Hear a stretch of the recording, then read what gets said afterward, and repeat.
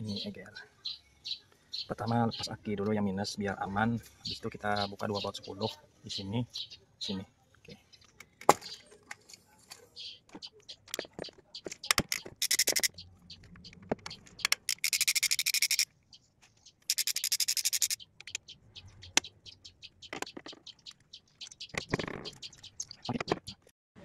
Oke bro, putar sedikit EGR-nya ke atas biar nanti celah obeng belahnya kita masukkan di atas itu. Nah, sambil dicongkel, sambil diangkat sebelah bawahnya itu pelan-pelan saja bro. Nah, sedikit lagi nih mau terbuka.